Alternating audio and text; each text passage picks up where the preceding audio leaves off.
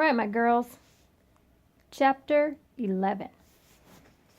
In a dark alley, Miguel sat still on a wooden crate. Hector hovered over him with an open can of black shoe polish. He smudged a thumb bone across the boy's face. Hey, hold still, hold still. Look up, up. Ta-da! Hector said after painting Miguel's face to resemble a skeleton. Dead as a doorknob. Hector and Miguel exchanged satisfied grins. So listen, Miguel, this place runs on memories. When you're well remembered, people put up your photo and you get to cross the bridge and visit the living on Dia de los Muertos. Unless you're me. You don't get to cross over? Miguel asked. No one's ever put up my picture, but you can change that. He unfolded an old picture and showed it to Miguel. In the photo was a young, living Hector. This is you? Muy guapo, eh? So you get me to my great-great-grandpa, then I put up your photo when I get home? Such a smart boy. Yes, great idea, Hector said. One hiccup. Ernesto de la Cruz is a tough guy to get to, and I need to cross that bridge soon. Like tonight. So you got any other family here? You know, someone a bit more accessible? Nope. Don't yank my chain. Chamaco, you gotta have someone, some other family. Only Ernesto. Listen, if you can't help me, I'll find him myself, Miguel said, then whistled for his dog. Come on, Dante. He marched out of the alley, Dante loyally following behind him. Okay, kid. Fine. I'll get you your great-great-grandpa. Hector led Miguel out of the alley and into a crowded street. It's just not going to be easy, you know. He's a busy man, said Hector.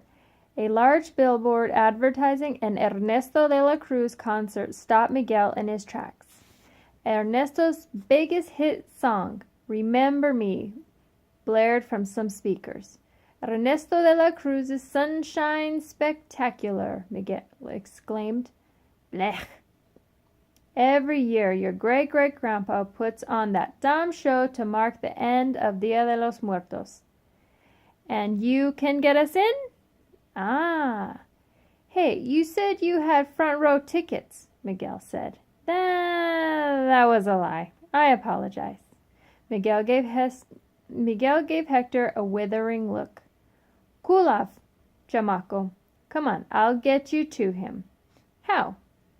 'Cause I happen to know where he's rehearsing.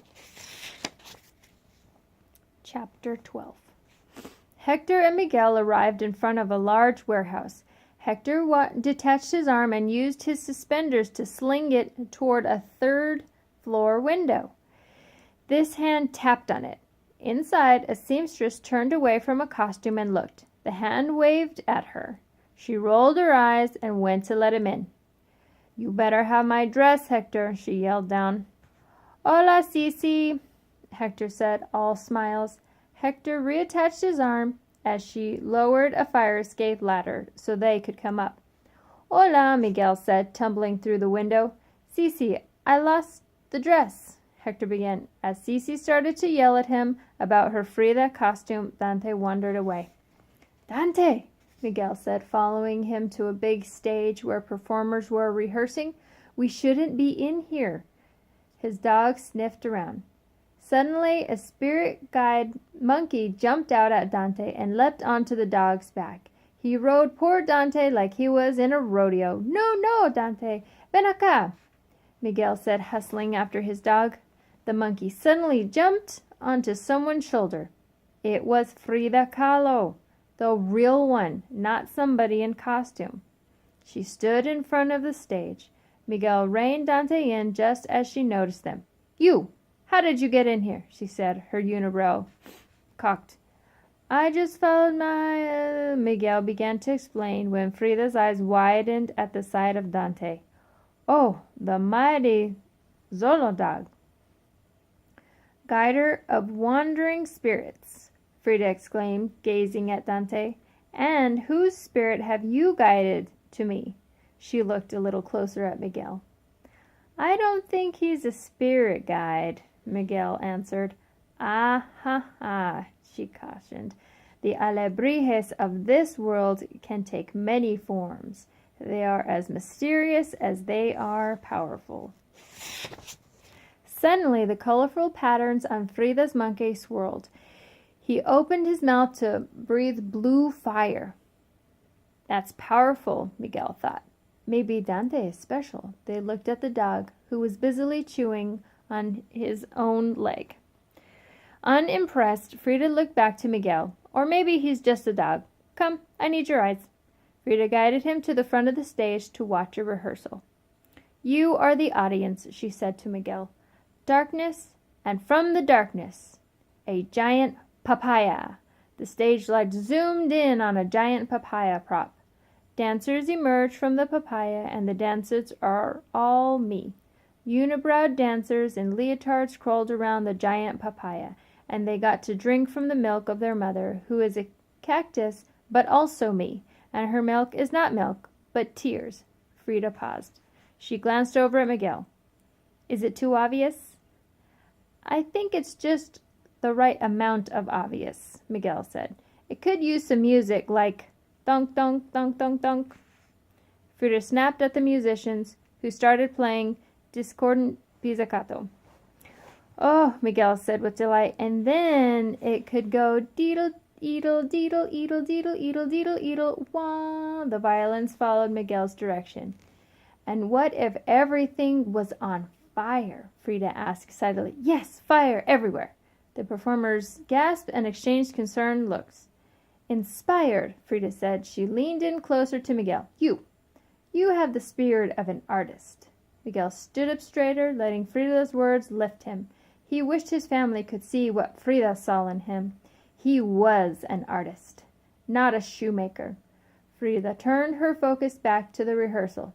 Dancers exit, the music fades, the lights go out, and Ernesto de la Cruz rises to the stage. A silhouette rose from a trap door in the floor. Miguel leaned forward.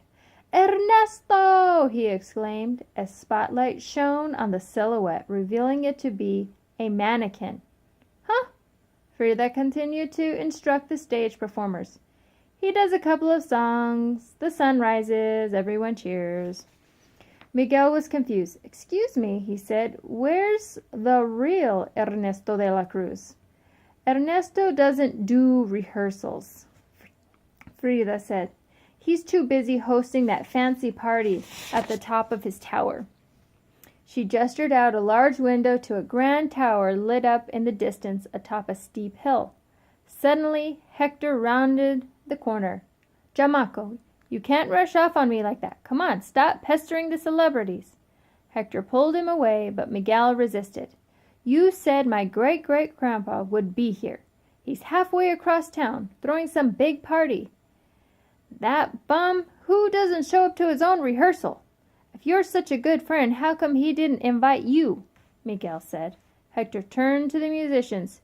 Hey, Gustavo, you know anything about this party? It's the hot ticket, but if you're not on the guest list, you're never getting in. Chorizo, he said, sending the musicians into a bout of chuckles. Ha ha, very funny, guys, very funny, Hector said back. They continued to heckle at him. Chorizo, Miguel asked. Oh, this guy's famous, Gustavo said to Miguel.